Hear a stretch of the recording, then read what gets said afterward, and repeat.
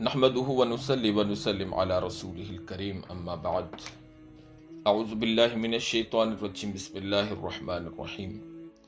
حضرت براء بن عازب رضی اللہ تعالیٰ عنہ سے روایت ہے، وہ رسول اللہ صلی اللہ علیہ وسلم سے روایت کرتے ہیں کہ آپ صلی اللہ علیہ وسلم نے ایک سلسلہ کلام میں مردہ کے سوال و جواب اور عالم برزخ یعنی قبر کے ثواب و عذاب کا تذکرہ کرتے ہوئے فرمایا کہ اللہ تعالیٰ جل شانہ کا مومن بندہ اس دنیا سے منتقل ہو کر جب عالم برزخ میں پہنچتا ہے یعنی قبر میں دفن کر دیا جاتا ہے تو اس کے پاس اللہ تعالیٰ جل شانہ کی طرف سے دو فرشتے آتے ہیں۔ وہ اس کو بٹھاتے ہیں، پھر اس سے پوچھتے ہیں کہ تیرا رب کون ہے؟ وہ کہتا ہے کہ میرا رب اللہ ہے۔ پھر پوچھتے ہیں کہ تیرا دین کیا ہے؟ وہ کہتا ہے کہ میرا دین اسلام ہے۔ پھر وہ پوچھتے ہیں کہ یہ آدمی جو تمہارے اندر نبی ہونے کی حیثیت سے کھڑا کیا گیا تھا یعنی حضرت محمد صلی اللہ علیہ وسلم، ان کے بارے میں تمہارا کیا خیال ہے؟ وہ کہتا ہے کہ وہ اللہ کے سچے رسول ہیں۔ وہ فرشتے کہتے ہیں کہ تمہیں یہ بات کس نے بتلائی، یعنی ان کے رسول ہونے کا علم کس ذریعے سے حاصل ہوا؟ وہ کہتا ہے کہ میں نے اللہ کی کتاب پڑھی، اس نے مجھے بتلایا کہ یہ اللہ کے رسول ہیں تو میں ایمان لایا اور میں نے ان کی تصدیق کی۔ رسول اللہ صلی اللہ علیہ وسلم فرماتے ہیں کہ مومن بندہ کا یہی جواب ہے جس کے متعلق قرآن حکیم میں اللہ تعالیٰ کا ارشاد ہے، یثبت اللہ الذین آمنوا بالقول الثابت فی الحیاۃ الدنیا وفی الآخرہ۔ اللہ تعالیٰ ایمان والوں کو سچی پکی بات یعنی صحیح عقیدہ اور صحیح جواب کی برکت سے ثابت رکھے گا، دنیا میں اور آخرت میں، یعنی وہ گمراہی سے اور اس کے نتیجہ میں آنے والے عذاب سے محفوظ رکھے جائیں گے۔ سورہ یونس کی یہ آیت ہے۔ اس کے بعد رسول اللہ صلی اللہ علیہ وسلم نے فرمایا، مومن بندہ فرشتوں کے مذکورہ والا سوالات کے جب اس طرح ٹھیک ٹھیک جوابات دے دیتا ہے تو ایک ندا دینے والا، آواز دینے والا آسمان سے آواز دیتا ہے، یعنی اللہ تعالیٰ کی طرف سے آسمان سے اعلان کرایا جاتا ہے کہ میرے بندے نے ٹھیک بات کہی اور صحیح جوابات دیے، لہٰذا اس کے لیے جنت کا فرش کرو اور جنت کا اس کو لباس پہناؤ اور جنت کی طرف سے اس کے لیے ایک دروازہ کھول دو۔ چنانچہ وہ دروازہ کھول دیا جاتا ہے اور اس سے جنت کی خوشگوار ہوائیں اور خوشبوئیں آتی رہتی ہیں اور جنت میں اس کے لیے منتہائے نظر تک کشادگی کر دی جاتی ہے، یعنی پردے اس طرح اٹھا دیے جاتے ہیں کہ جہاں تک اس کی نگاہ جائے وہ جنت کی بہاروں اور اس کے نظاروں سے لذت اور فرحت حاصل کرتا رہے۔ یہ حال تو رسول اللہ صلی اللہ علیہ وسلم نے مرنے والے سچے اہل ایمان کا بیان فرمایا۔ اس کے بعد ایمان نہ لانے والے کافر کی موت کا ذکر آپ صلی اللہ علیہ وسلم نے کیا اور فرمایا، مرنے کے بعد اس کی روح اس کے جسم میں لوٹائی جاتی ہے اور اس کے پاس بھی دو فرشتے آتے ہیں، وہ اس کو بٹھاتے ہیں اور اس سے بھی پوچھتے ہیں کہ تیرا رب کون ہے؟ وہ خدا کو نہ پہچاننے والا کہتا ہے، ہائے ہائے میں کچھ نہیں جانتا۔ پھر فرشتے اس سے پوچھتے ہیں کہ دین تیرا کیا تھا؟ وہ کہتا ہے کہ ہائے میں کچھ نہیں جانتا۔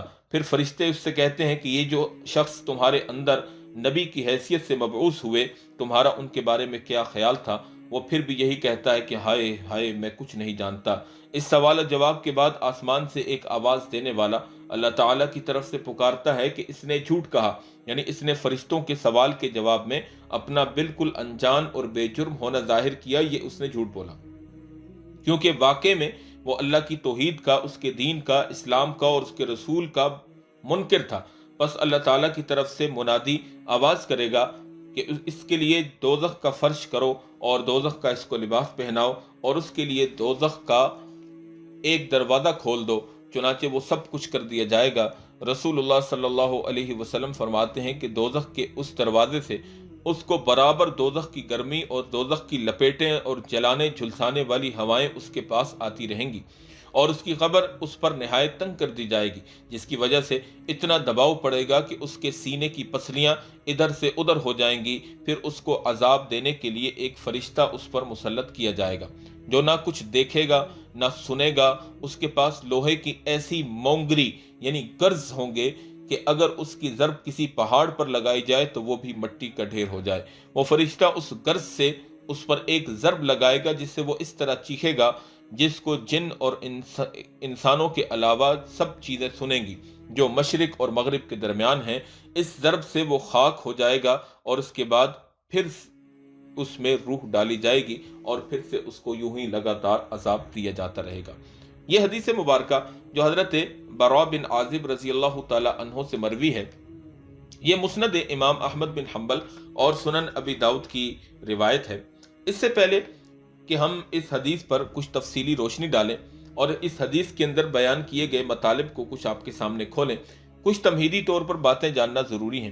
ایک تو یہ کہ انبیاء کرام کا خاص کام ہمیں ان باتوں کا بتلانا ہے جس کے لیے وہ مبعوث کیے گئے ہیں، جن کی ہم کو ضرورت ہے، لیکن ہم ان کو اپنے عقل اور علم سے سمجھ نہیں سکتے۔ اور انبیاء کرام کے پاس علم الہی کا ایک یقینی ذریعہ بھی ہے، جیسے انسانوں کے پاس، عام انسانوں کے پاس علم حاصل کرنے کے مختلف ذرائع ہیں، جیسے حواس کے ذریعے سے علم کا حاصل کرنا ہے۔ آگے میں اس کی تفصیل بھی آپ کے سامنے عرض کر دوں گا۔ اسی طرح انبیاء کرام کے پاس علم یقینی کا ایک خاص ذریعہ ہے جو کہ عام انسانوں کے پاس نہیں ہے۔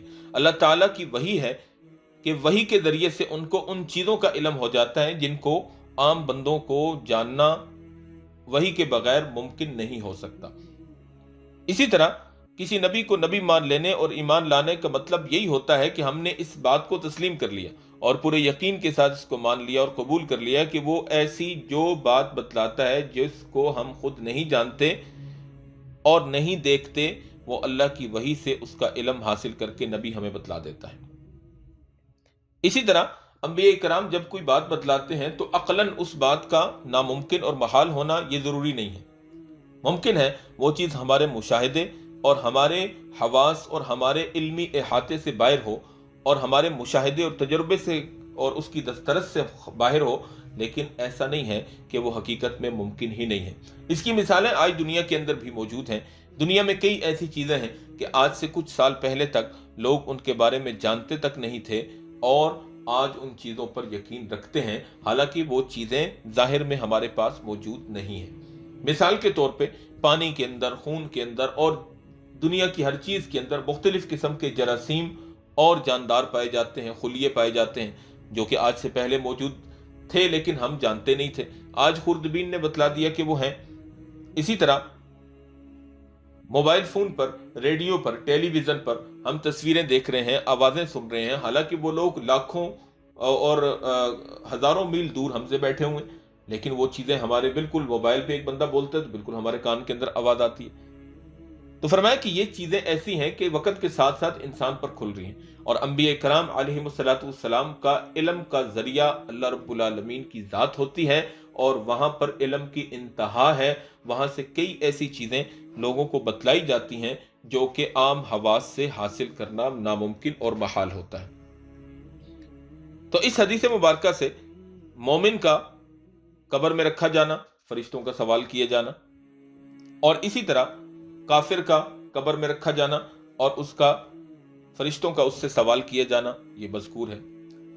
مومن سے بھی سوال ایک جیسے ہیں، کافر سے بھی ایک جیسے ہیں۔ مومن سے بھی اللہ کے متعلق سوال ہے، مومن سے نبی کے متعلق سوال ہے، مومن سے نبی کے اور آخر دین کے متعلق سوال ہے، اور یہی سوال کافر کے متعلق بھی ہیں۔ تو فرمایا کہ مومن اس کا جواب ٹھیک دے رہا ہے، اس لیے کہ مومن نے زندگی اللہ اور اس کے رسول کے حکموں کے تابع گزاری، دین کے ماتحت گزاری، اس لیے اس کے لیے جواب دینا آسان ہو گیا۔ اور کافر جواب نہیں دے پایا، اس لیے کہ کافر کو دنیا میں اللہ اور اس کے رسول اور دین اسلام کے مطابق زندگی گزارنے کی توفیق نہیں ہوئی، لہٰذا وہ اس کا جواب دینے سے قاصر ہو گیا۔ اور اس سے یہ بھی پتہ چلا کہ قبر کے اندر رکھا گیا مردہ اگر نیکوکار ہے تو جنت کی کھڑکیاں، جنت کی نعمتیں اور جنت کے آثار، جنت کی خوشبوئیں، جنت کے لباس، جنت کی نعمتیں اس کو عطا کی جاتی ہیں، اور اگر وہ بدکار ہے تو اس کو جہنم کا عذاب، جہنم کی بدبوئیں، جہنم کے بچھو، جہنم کے سانپ اور جہنم کا عذاب اس کو قبر کے اندر دیا جاتا ہے۔ تو اس سے اندازہ لگایا جا سکتا ہے کہ قبر کا معاملہ کس قدر سخت ہے۔ اسی طرح عذاب قبر کے متعلق اب ہم آپ کے سامنے کچھ باتیں عرض کرتے ہیں۔ حضرت جلال الدین سیوطی رحمۃ اللہ علیہ نے لکھا ہے کہ عذاب قبر کے اوپر امت کا اجماع ہے، پوری امت عذاب قبر کو مانتی ہے۔ اسی طرح ابن حجر عسقلانی رحمۃ اللہ علیہ نے عذاب قبر کے اس بات پر 35 روایات نقل کی ہیں۔ حضرت امام جلال الدین سیوطی رحمۃ اللہ علیہ نے 70 روایات نقل کی ہیں، اور حضرت امام بخاری رحمۃ اللہ علیہ نے 6 روایات جمع کی ہیں۔ مجموعی طور پر یہ 111 روایات بنتی ہیں۔ اب اس کے بعد اگلی چیز یہ ہے कि कब्र के अंदर अगर सवाब हो रहा है, जन्नत की खिड़कियां खुल रही हैं और जन्नत के नेमतें उसको मिल रही हैं, तो भाई सवाल यह है कि हमें नजर क्यों नहीं आता? एक आदमी को कब्र के अंदर मार पिट रही है, जहन्नुम की खिड़कियां खुली हुई हैं, सांप बिच्छू उसको काट रहे हैं, वो चीख रहा है, चिल्ला रहा है, लेकिन हमें मालूम नहीं पड़ता। तो मेरे भाई दोस्तों बुजुर्गों, नबी करीम सल्लल्लाहु अलैहि वसल्लम की इस हदीस के अंदर उसका जवाब मौजूद है। तो फरमाया कि उसको सारे के सारे इंसानों और जिन्नों के अलावा हर मखलूक सुनती है। इस हदीस के अल्फाज हैं, इस हदीस के अंदर यह मजमून मौजूद है। अब रह गई ये बात कि इंसान और जिन्नात को क्यों नहीं सुनाया? तो चूंकि इंसान और जिन्नात आमाल के मुकल्लफ हैं, अक्ल व शऊर रखने वाले हैं, लिहाजा उनके अंदर खौफ और हिरास की कैफियत पैदा हो जाती और उनका दिल दुनिया के काम में, दुनिया के धंधों में ना लगता, दुनिया का कारखाना और निजाम रुक जाता। इसलिए अल्लाह पाक ने इंसानों और जिन्नात से इसको पोशीदा रखा। तो अब यहां पर सवाल यह पैदा होता है कि जनाब अज़ाब कब्र की कैफियत अहादीस में आई हैं, सांप काटते हैं, अजदहे काटते हैं, बिच्छू डंग मारते हैं, फरिश्ते हथौड़े मारते हैं, गर्दों से मारते हैं, वो चीखता है, चिल्लाता है, ये है वो है। तो मेरे भाई दोस्तों बुजुर्गों, यहाँ पर दुनिया के साथ इसको यानी दुनिया के यानी अहवाल पर हम इसको कयास न करें, बल्कि ये असरात कभी कभार जाहिर तो होते हैं, लेकिन अमूमी तौर पर अल्लाह पाक इनको पर्दे गैब में रखता है। उसके बाद कई लोग ये कहते हैं कि हमने अज़ाब कब्र देखा नहीं इसलिए हम मानते नहीं। तो भाई अगर यही बात है तो फिर आपने तो अपने दादा परदादा लक्कड़दादा इनको भी नहीं देखा। आपने एक शहर न्यूयॉर्क का नाम सुना होगा, आपने एक शहर बगदाद का नाम सुना होगा, आपने एक शहर मदीना का नाम सुना होगा, और कई लोगों ने दुनिया में उन शहरों को नहीं देखा होगा। तो क्या उनका ना देखना इस बात की दलील बन सकता है कि वो चीज सिरे से मौजूद नहीं? लिहाजा ये चीज भी ठीक नहीं। इसी तरह तीसरा शुबा यह है कि बाद लोग कहते हैं जी कि बाद मुर्दे ऐसे होते हैं जिनको परिंदे खा जाते हैं, दरिंदे खा जाते हैं, समंदर की मछलियां खा जाती हैं, आग उनको जला के राख कर देती है, पानी में डूब के मर जाते हैं। तो भाई एक बात, इस एतराज को समझने से पहले यह बात समझ लीजिए कि कब्र किसको कहते हैं। हम पहले ये बात आपको बतला देना चाहते हैं कि कब्र ये मट्टी का गढ़ा नहीं है, ये एक कब्र की किस्म है। वरना कब्र वो है जहां आदमी के जिस्म का हिस्से, जिस्म के जो यानी अज्जा हैं वो पहुंच जाए, चाहे वो किसी जानवर के पेट में पहुंचे, पानी के अंदर डूब के वो पहुंच जाए, किसी जानवर के पेट में वो चला जाए और इसी तरह जलकर खाक हो जाए, राख हो जाए और हवाओं में उड़ जाए। जहां आदमी के जिस्म के अज्जा पहुंच जाएंगे वही उसके क्या है, वही उसकी कब्र कहलाएगी। इसी तरह बाद लोग ये कहते हैं कि एक वक्त में लाखों इंसान दफन होते हैं तो फरिश्ते सबको अजाब कैसे देते हैं? तो भाई इसका तो आसान काम है कि ये तो फिर वहां जाके पता चलेगा।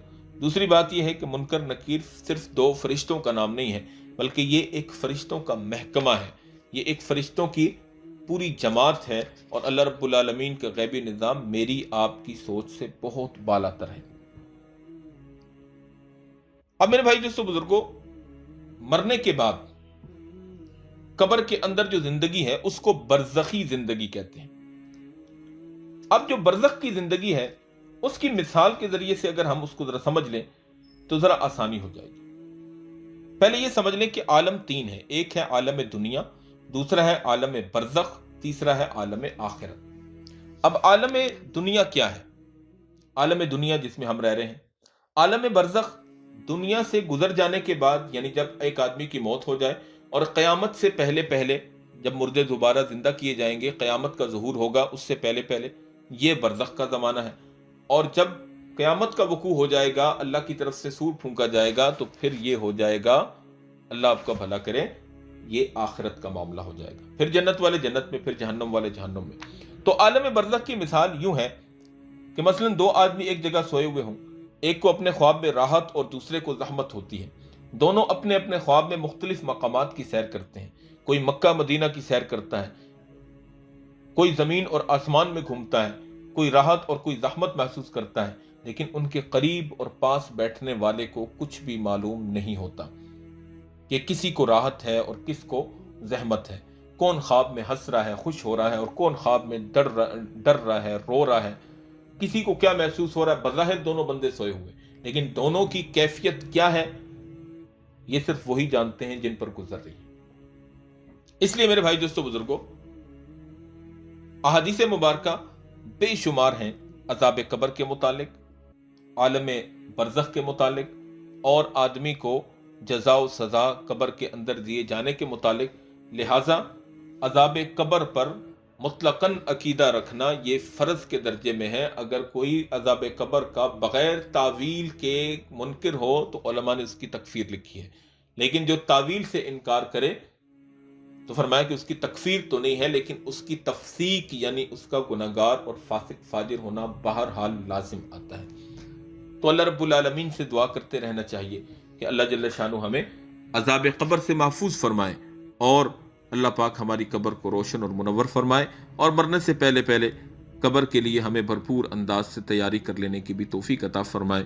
وآخر دعوانا ان الحمد للہ رب العالمین.